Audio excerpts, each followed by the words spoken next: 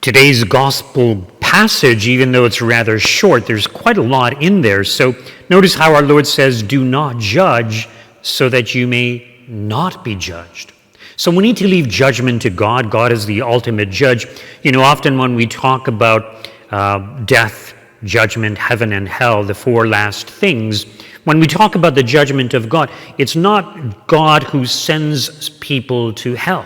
So yes, we do appear before the judgment of God, but basically God reveals the truth to us in the same way that in a court of law, the truth becomes more and more evident as the evidence is presented by both sides of the case. So God reveals the truth.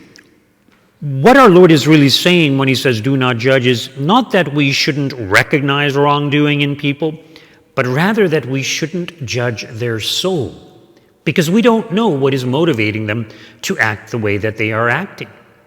So we don't know whether they're having a bad day, whether they have psychological issues, or maybe they just had a bad upbringing, or were abused possibly.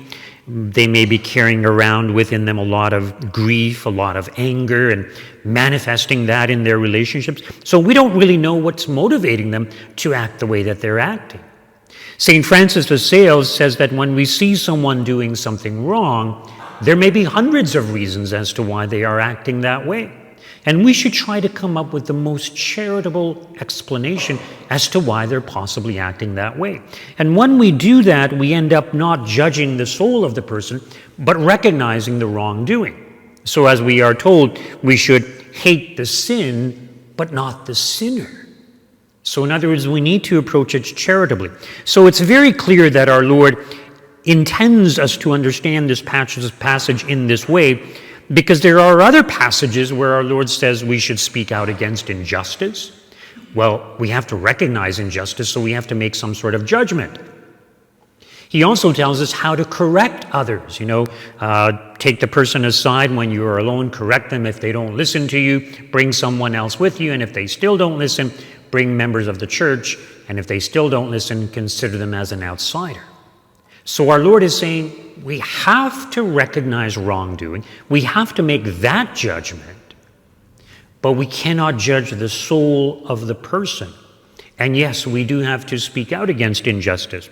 And this is important because many Catholics, they read this passage and they say, oh, well, if people are having abortions or whatever they're doing, well, who am I to judge?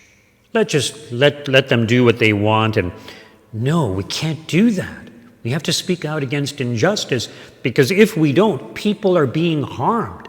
People may end up in hell for all eternity because we don't speak out against injustice, because we are not willing to make the effort to correct our neighbor out of charity. And in fact, even when we look at today's gospel reading, notice how our Lord says, first take the log out of your own eye, and then you will see clearly to take the speck out of your neighbor's eye. So in other words, our Lord does want us to take the speck out of our neighbor's eye. I mean, imagine if you had a splinter or some speck in your eye. It's very irritating. Our eyes are extremely sensitive. And often, and especially in the olden days, they didn't have mirrors the way we have mirrors today. If you had a speck in your eye and you couldn't take it out yourself, someone would have to take it out for you, or try to take it out for you. And of course, we would want them to have, good steady hand and good eyesight so they can see what's really going on in your eye and to very gently remove it. But imagine if the person had a log in their own eye. In other words, they're blind. If they're going to try and take a speck out of your own eye, they're going to probably poke you in the eye and cause more harm. This is what our Lord is saying. Now, the problem is that some people, they say, oh, well, I'm a big sinner. I'm kind of like the person who has a log in his own eye, therefore I shouldn't correct anyone. Not exactly. No. So yes, we are sinners, but we have to do what we can to help others, because if we don't, as I mentioned, lives are being lost. But the whole point is that we have to do it charitably. And often what blinds us or causes us to go about things in the wrong way is our lack of charity. So a person may be quite charitable, but still have some shortcomings. That doesn't mean that they can't practice charity. We're called to practice charity. Notice how our Lord also says that, why is it that you see the speck in your neighbor's eye, but do not notice the log in your own eye? It's a very interesting statement. We're blind to our own faults and shortcomings often, but we're very quick to see even the slightest fault in others. Why is that? If you think about the media and reporting sometimes about significant figures in society, often what ends up being sensational news or interesting news is the scandals that take place. Not the good that those people are doing, the scandals. And I think it's the same with the church. And sure, the church, we're supposed to be at a higher standard, so when there is scandal within the church, it's a cause for greater concern, definitely. But it's interesting how people in the media and also those who read the news, we love scandals. People are so interested in scandals, finding out the dirt about someone, and so said this or so did that. Why is it that we take such interest in the falls of others? Some people speculate that it may be because of our own insecurities, our own propensity to sin. In other words, we are sinners. Deep down we know it. And we kind of like it when we see that others have faults also, because it doesn't make us feel so bad then. Oh, well, I'm not alone. So-and-so also fell into grievous sin or whatever it may be. It's almost like the bully principle. Why do bullies pick on other people? Part of the reason is because they themselves are so insecure. When they can pick on someone else, someone who's weaker than them usually, they feel more exalted. They feel better.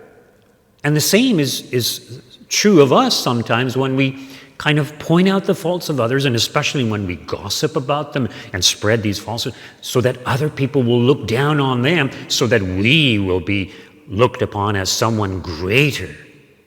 At least we present ourselves in that sense. So I think there's some truth to this. There's a saying that when we point an accusatory finger at someone, there's 3 fingers pointing back towards ourselves. So many spiritual commentators point out that the faults that we see in others and love to talk about or to point out to others, that very often we have those same faults or very similar faults in ourselves, but we just don't see it or are not willing to acknowledge it.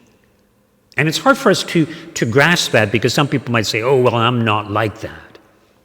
We might point at a public sinner and say, well, I'm not at all like that. And that might be true, but in many ways you are very similar to that public sinner. St. Philip Neri, when he saw a public sinner, let's say like a public prostitute, he would say, there go I, but for the grace of God.